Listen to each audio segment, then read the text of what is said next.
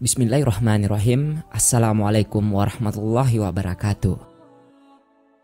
Bukanlah tidak mungkin jika sangatlah banyak orang yang sukses di seluruh dunia ini lantaran mempunyai hubungan yang baik dengan kedua orang tuanya, terlebih kepada ibu. Kenapa? Karena ridha Allah ialah ridha orang tua. Dan doa ibu itu sungguh tanpa hijab di hadapan Allah mudah menembus langit. Sehingga doa seorang ibu yang ia panjatkan untuk anaknya boleh jadi sangat mudah untuk Allah kabulkan. Mungkin sebagian orang masih tidak sadar bahwa kemungkinan kesuksesannya selama ini adalah buah dari doa seorang ibu kepada Allah tanpa ia ketahui. Doa seorang ibu itu tanpa disuruh pasti akan selalu mendoakan anaknya di tiap napasnya kala bermunajat kepada Allah. Tapi seorang anak belum tentu selalu berdoa untuk orang tuanya. Barangkali juga kita suka mengeluh tentang sifat buruk orang tua. Entah karena ibunya cerewet, suka ikut campur, suka nyuruh-nyuruh, tidak gaul, dan lain sebagainya. Jika seperti ini, maka tragis. Kenapa tragis?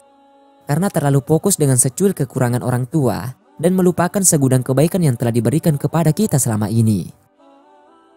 Di luar sana, mungkin ada orang di pinggir jalan, di bawah kolong jembatan, dan di tempat lainnya mereka juga suka mengeluh.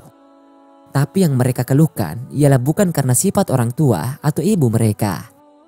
Tapi mereka mengeluh karena mereka tidak punya lagi orang tua. Bersyukurlah jika masih mempunyai orang tua.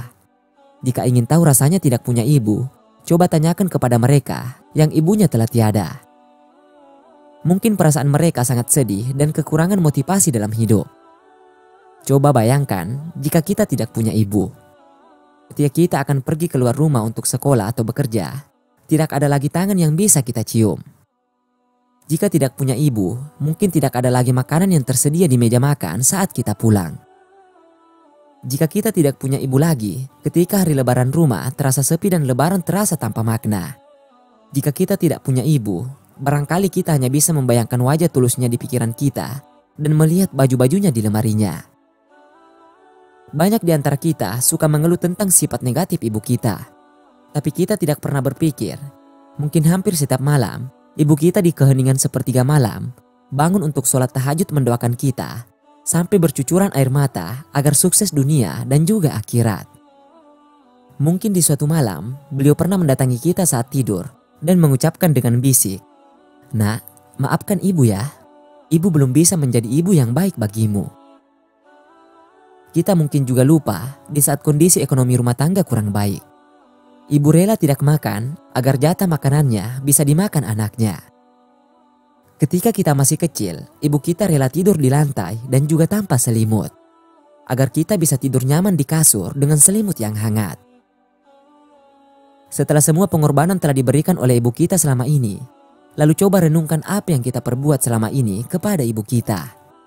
Kapan terakhir kita membuat dosa kepadanya? Kapan terakhir kita membentak-bentaknya? Pantaskah kita membentak ibu kita yang selama 9 bulan mengandung dengan penuh penderitaan? Oleh karena itu, maka berusahalah untuk berbakti kepada orang tuamu, khususnya kepada ibumu. Karena masa depan kita ada di desa doa-doanya setiap malam. Dan ingat, perilaku kita dengan orang tua kita saat ini akan mencerminkan perilaku anak kita kepada diri kita sendiri. Dan doa ibu itu mampu menembus langit. Sangat mustajab di hadapan Allah, maka muliakanlah ibumu.